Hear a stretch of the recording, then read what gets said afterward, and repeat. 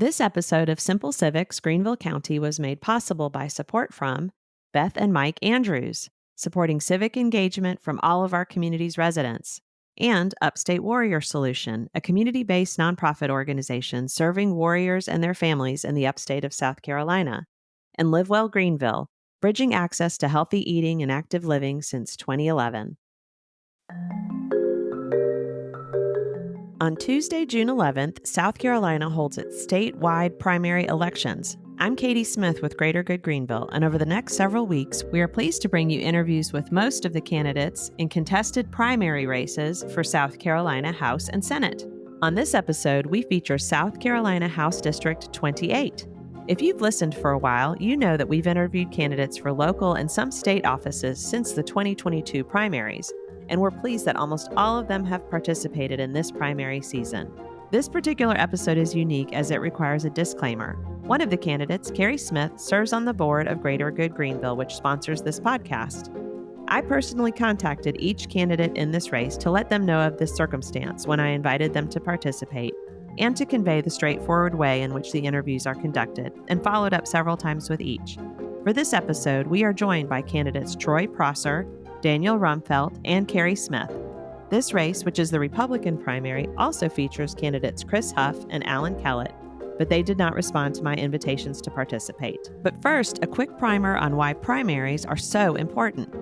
The statewide primaries are when political parties choose their candidates to be on the ballot in the general election on November 5th, when we will also vote for president. This primary on June 11th will be for important offices like state legislature, which discusses things such as roads and bridges, education, taxes, abortion, and guns, our county sheriff, and our county council, which considers issues such as zoning, roads, public safety, and more. In the Greenville County area, we have 37 offices across the county that will be on primary ballots. For almost half of those, only one party had candidates that registered to run, meaning that practically speaking, the June 11th primary is the election. In South Carolina, we don't register to vote by party, and all primaries are open, meaning that you are free to vote either the Republican or Democratic primary ballot. Of course, there are other parties, but they do not have a primary in our state. We did an episode that explains how this works, and we'll link it in the show notes for you. House District 28 had only Republican candidates file, so based on the outcome of the June 11th Republican primary, either Chris Huff, Alan Kellett, Troy Prosser, Daniel Rumfelt, or Kerri Smith will be the only candidate on the ballot in November, and thus essentially the winner. If you want to see which district you live in and who will be on your ballot, you can check out the links on the episode page for a sample ballot from the South Carolina Election Commission. Here's how the interviews worked. All candidates received the same question at the time of their invitation to join us, and they were given 10 minutes for their interview. Candidates were allowed to bring along a companion, such as a campaign manager, family member, or friend, and to record our session themselves. There were no edits made to the interview. We've put links to the participating candidates' preferred internet presence on the episode page.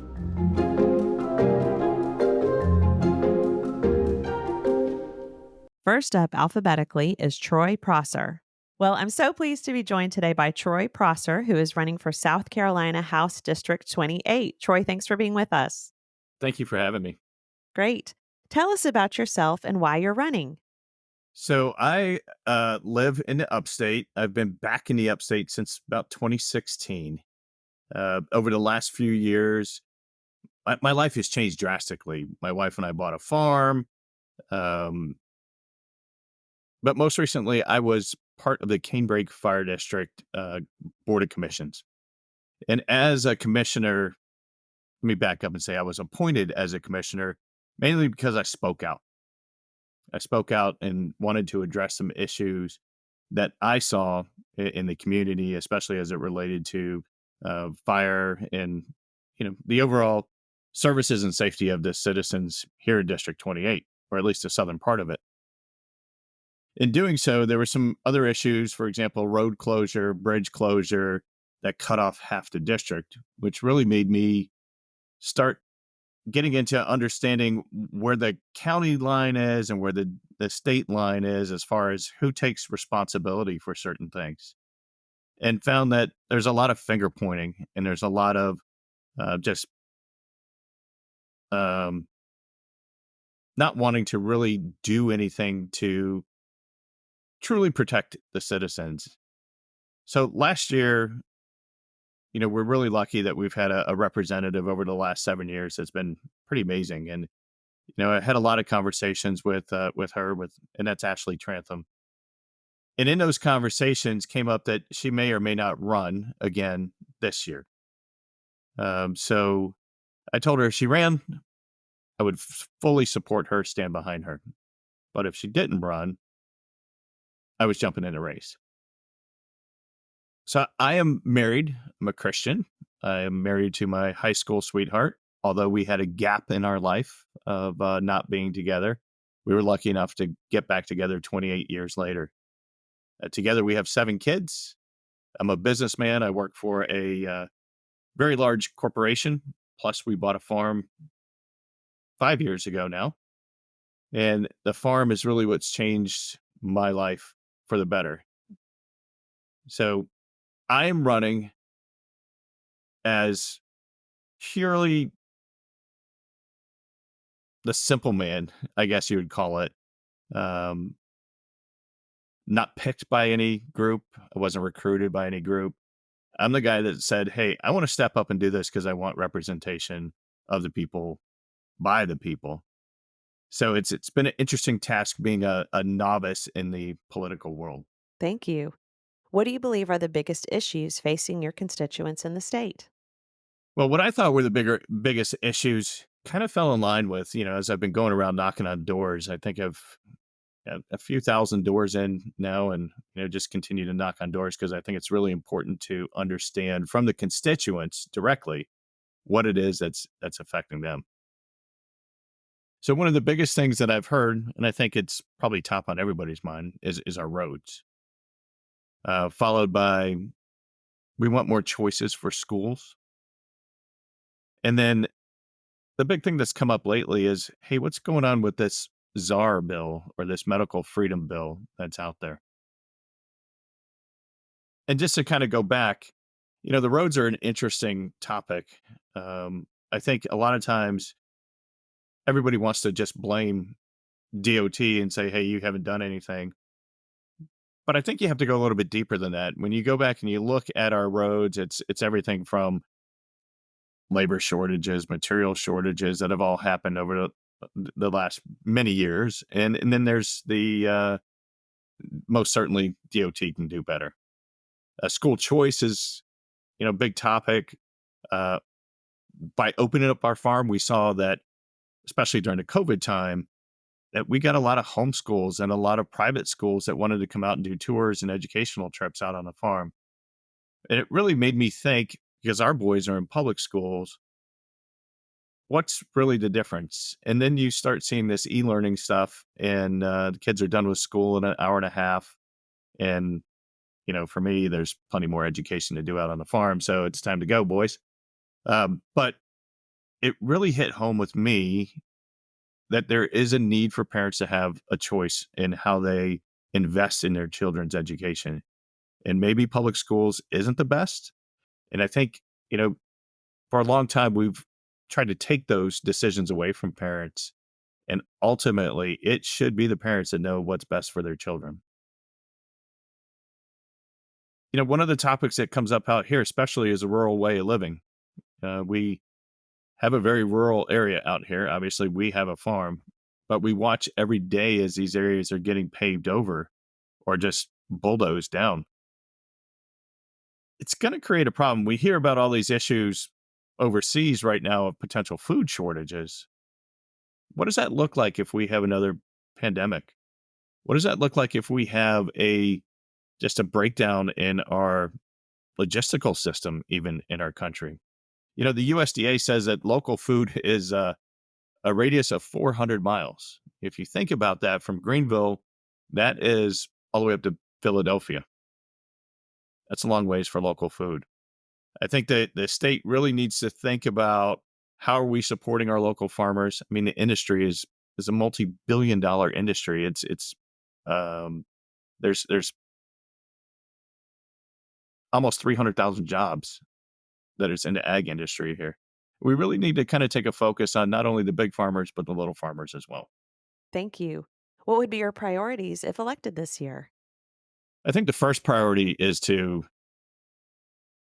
get some common sense into our state government. I know that's an easy word to use, but I'll go back to the education piece. When our boys were home during COVID, getting an hour and a half of schooling, we had them working on the farm. And I use this analogy in several other forums, but it really struck me when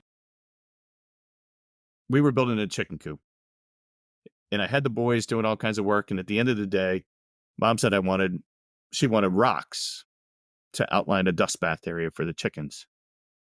And I chuckled over it, sent the boys off to get rocks. And they said, how many rocks do I need? I said, I don't know, 12, 15, measure the rocks that are there and figure it out. They did. They came back with one. And it hit me that common sense comes through application. We can't teach common sense, but we can teach application. And I don't think we're applying the conservative values that we have talked about in our state house. But why do they have to be conservative values? Aren't they just values? And then we're adding another name to it. So I think for me, the first thing is to make sure that we are passing some of the common sense laws that are sitting out there. There's common sense laws or common sense bills, I should say, that are sitting collecting dust that should easily be passed. Not sure why, what's holding them up. That's something that obviously once I get into the state house, I would have to dig into. But it's pretty simple. Let's focus on the common sense laws. Let's focus on actually spending time on bills that make sense versus bills that are just spending tax dollars.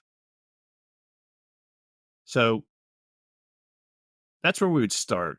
From there, I mean, we have to go to those other priorities that that the constituents have brought up, the roads, the taxes, eliminating some of these taxes out there that just don't make sense. We've been paying a gas tax for 7 years, and you see all these citizens saying, but what's happening with it?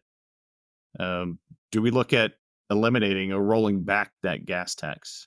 We've got counties right now that are wanting to impose penny taxes or 1% taxes. They're calling it penny taxes.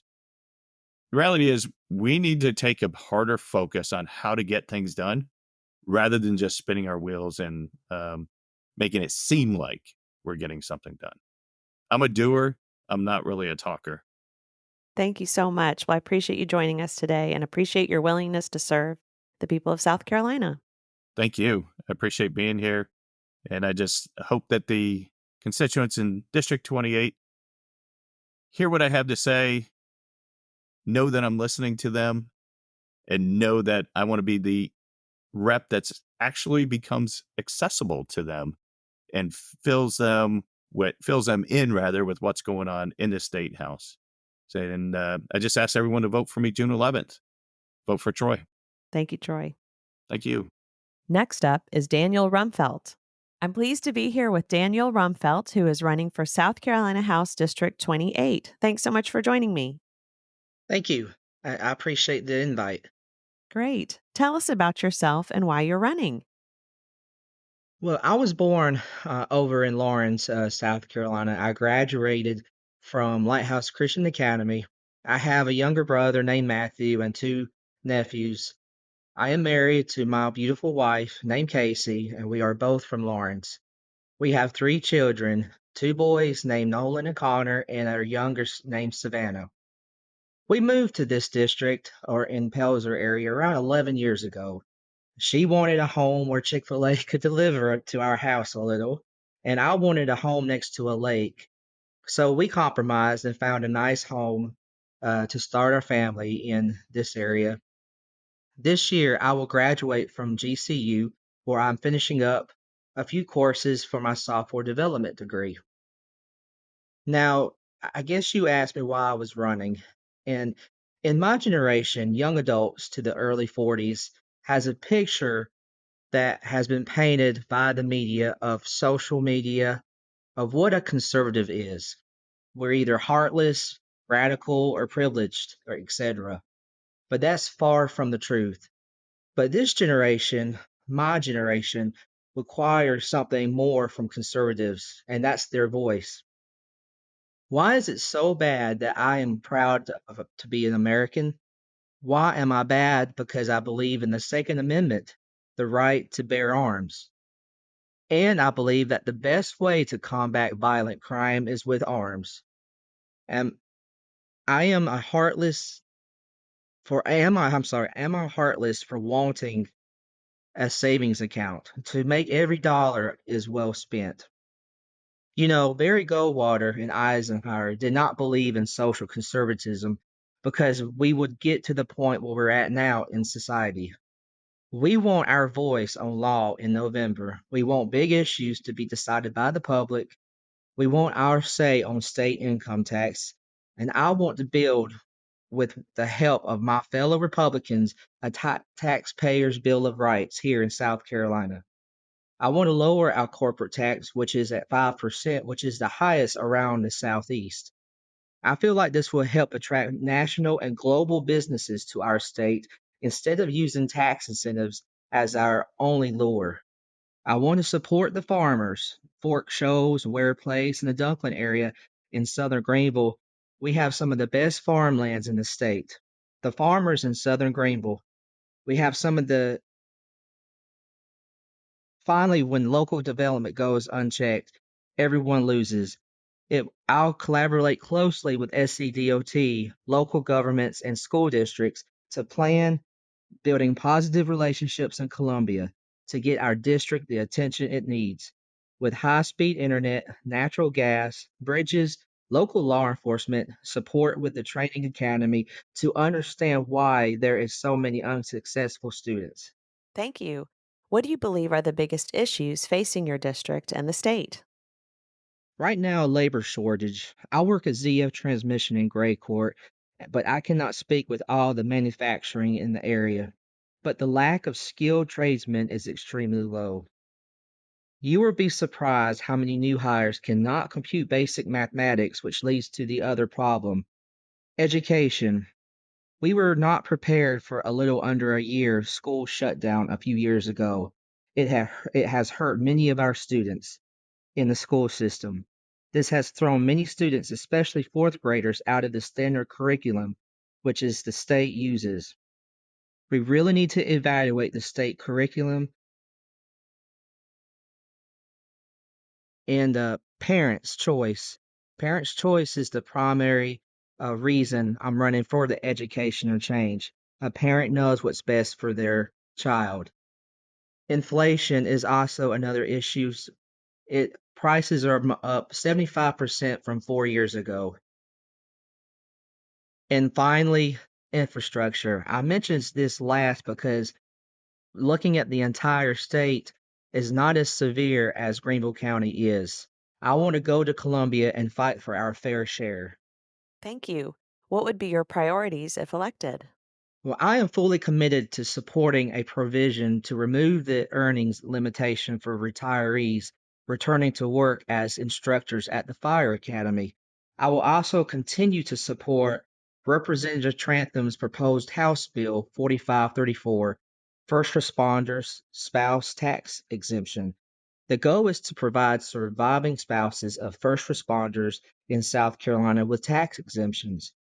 I would also like to work with the farmers of South Carolina, including my area farmers, to develop a way to reduce the deer herd issue from the urban sprawl. A few of the farmers I have spoke to have had wild hogs in their crops, and I want to help with the legislation related to this long. I also want to solve the safety issue at Neely Ferry Road and North Harrison Bridge Road in Simpsonville. The Sadler's Ridge subdivision and Neely Farms has had major car accidents here. There were a study conducted by Greenville County to come up with a solution, which was a roundabout, and I want to continue to make that intersection safe again. To bring attention to the DOT about the Magma Hand Road, those folks living around that area have had a 5-10 minute increase to their commute because of detours. There has been no bridge crossing at the railroad, and it has been deemed unsafe and has been removed but not replaced. And reviving old bill number H3133 from the 2021-2022 session, which Representative May introduced as a South Carolina Economic Development Tax Incentive Evaluation Act. It is to mandate that the Department of Revenue conduct an assessment every 2 years to determine the efforts and the effects of economic development tax incentives. Considering both the financial and economic costs, this legislation has been lingering in the Ways and Means Committee, and I would like to bring it back. We must ascertain whether the community profits from our investments or tax incentives and whether or not tax money is being well used. I would like to gather support and implement harsher penalties towards those that digitally scam others in this state. This can be from fake sport tickets purchased online to phone and internet scams. I would also like to see closed primaries and would like to implement voter data assurance oversight. And I guess finally, I would like to build relationships in Columbia so that I may bring attention to my constituents' needs in my area and to serve the best way that I can. Thank you. We have a little bit more time. Is there anything else you'd like to share? Yes, so I'm not your typical politician. Actually, I'm not a politician at all. I'm just like your neighbor. I'm 35 years old. I'm a blue collar guy, a Zia transmission, and I'm asking for your support. I'm not doing this for the money. I'm not doing this for the fame. I'm doing this because I care about our community and I don't like how things have been heading. I want to help community, my constituents around here with the things that matter most to them. And I invite you to follow me on Facebook. I invite you to visit my website at www.danielrumfelt for28.com. And I really ask for your support on June 11th in the Republican primary. Well, thank you so much for joining us, and thank you for your willingness to serve. Thank you for having me. And finally, Kerri Smith. I'm pleased to be here today with Kerri Smith, who is a candidate for South Carolina House District 28. Kerri, thanks so much for joining us. Well, thank you for having me. I'm excited to be here. Great. Tell us about yourself and why you're running for office. Well, my name is Kerri Smith, and I've been in the credit union movement for 37 years. And the majority of that work has been in community economic development. So my background is really working across board tables and helping key leaders find common ground and identify solutions, and especially around growth for the organizations and figuring out a strategic way to grow those organizations that really meets the needs of key stakeholders. So that's the experience that I want to take to the South Carolina House, and running for office was never my intention. I never thought about running, but have worked over the years helping to inform and work with legislators on a variety of issues that face our citizens. So it seemed at this moment, after the last session and kind of watching what was going on at the State House.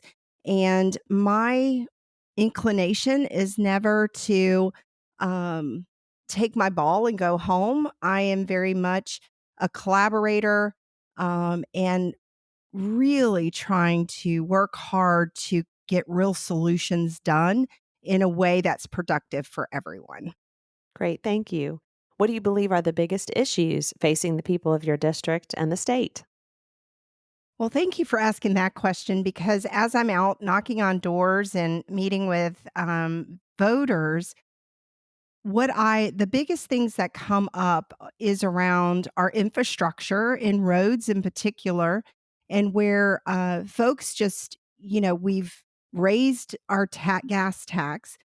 Our legislature year after year funnels and puts more money into roads, but it seems like there isn't much in the solutions and actually seeing the work being done, especially on our ancillary roads. And that is creating a lot of anxiety and frustration for our citizens.